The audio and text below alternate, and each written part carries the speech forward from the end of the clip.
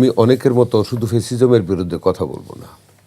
আমার কথা থাকবে দুইটা শক্তির বিরুদ্ধে, যারা এখনো পাকিস্তান জিন্দাবাদ স্লোগান দিচ্ছে, যারা এখনো বলে, আজকের পত্রিকায় দেখলাম যে 14ই ডিসেম্বরের বুদ্ধিজীবী হত্যা পাকিস্তানিরা করেনি, অবান্তর। আমার মরতে ইচ্ছা করে যে এখনো বাংলাদেশে এর বিরুদ্ধে প্রতিবাদ উঠেনি যুব সমাজের কাছ থেকে, যাদের জন্য আমরা 71 সনে যুদ্ধ করে দেশটাকে স্বাধীন করে দিলাম। আজকে স্বাধীনতার লাল সবুজ পতাকাকে বুকে ধারণ করে বিশ্বের দরবারে দাবড়িয়ে বেড়াচ্ছি। আজকে আমাদের ছেলেরা প্রধান সেনাপতি হচ্ছেন, আমাদের ছেলেরা পুলিশের মহাপরিদর্শক হচ্ছেন, আমাদের সন্তানেরা সচিব হচ্ছেন, আমাদের সন্তানেরা প্রধান বিচারপতি হচ্ছেন, বিভিন্ন বড় বড় পদে যাচ্ছেন, যেটা পাকিস্তান আমলের স্বপ্ন কেউ দেখতে পারতো না, গুটি কয়েক ছাড়া। আজকে যাদের জন্য আমরা করলাম, আমরা শহীদ হলাম, আমাদের মা বোনরা তাদের ইজ্জত হারালো, আজকেও আবার সেই পাকিস্তান জিন্দাবাদের স্লোগান দিচ্ছে।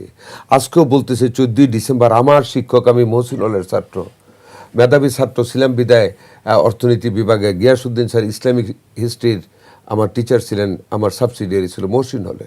আমরা যখন স্বাধীনতার পরে হলে উঠলাম, গার্ড পেয়ান্তা যারা ছিল জানলাম স্যারদের কারা হত্যা করেছে।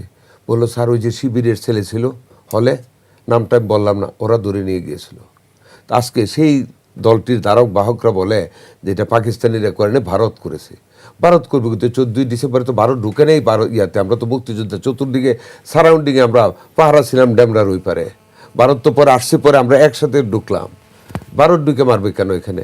পাকিস্তানের রাজাকার আল শামস আল বদররা আমাদের বুদ্ধিজীবীদের হত্যা করেছে। কিন্তু আজকে যারা সাফাই গাওয়ার সাহস পায়, তারা এবং ফ্যাসিজম এক সুতায় বর্তমান গণতান্ত্রিক অভিযাত্রাকে ব্যাহত করার জন্য চেষ্টা করতেছে। কাজেই যেটা প্রধান নির্বাচন কমিশনার বললেন, আমি জানি না উনি মুখ ফসকে বলেছেন কিনা, ওনার এটা একটা বিচ্ছিন্ন ঘটনা, এটা বলা ওনার উচিত হয়নি বলে আমি মনে করি, সমীচীন হয়নি।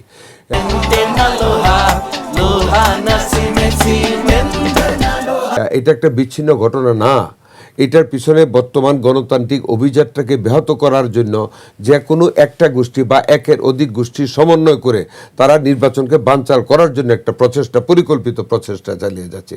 কাজেই এই যে আগেই বলেছিলাম, ঐতিহাসিক নির্বাচন যদি করতে হয় তাহলে গভর্নমেন্টকে সারা দেশ থেকে নিরাপত্তার চাদরে ডাকতে হবে। কিন্তু সবচেয়ে আশ্চর্যজনক ঘটনা হলো, কালকে আমি একটা টক শোতে বলেছি যে এই মুহূর্তে গুলিটা হলো সাদির উপরে, হাদির উপরে যে গুলিটা হলো, সেই মুহূর্ত থেকে তো 15 মিনিটের মধ্যে বর্ডার সিল করে দিতে পারতো সাথে সাথে। এখন তার যুগ না যে ওই কোডি টেলিফোন ঢুকায় লাইন পাওয়া যাবে না, ওই যুগ তো না। ইটস এ ডিজিটাল যুগ। এখন প্রত্যেকটা বর্ডার সিজ করে দেওয়া যেত, তাহলে তো খুনিরা, আমি জানি না, তা পত্রিকার ভাষ্যে বুঝলাম পালিয়ে গেছে, তাহলে তো পালিয়ে যেতে পারতো না। সেখানে ল্যাপসেসটা কার? Why that lapses occurred? কারা responsible? They should be trialled, they should be taken under the legal custody. কেন এটা করা হলো?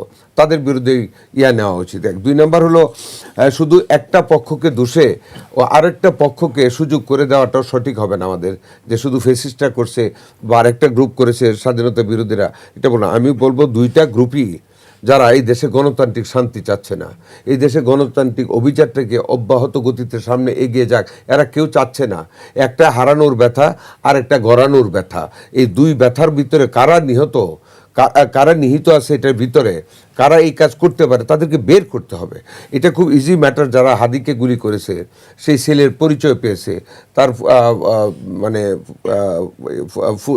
মানে তার পূর্ব রাজনৈতিক পরিচয় পেয়েছে, ওইটাকে লক্ষ্য করে যদি টোটাল নিউট্রাল একটা ইনভেস্টিগেশন হয়, আমার দৃঢ় বিশ্বাস মোটিভও পাওয়া যাবে, কোন ব্লকের লোক, কোন রাজনৈতিক আদর্শের কিলার সেটাও পাওয়া যাবে। সেইটা থেকে কনক্লুশন করা খুব সহজ হবে, what was the purpose against that hit against mister Hadi, এই জিনিসটা পাওয়া যাবে। ধন্যবাদ।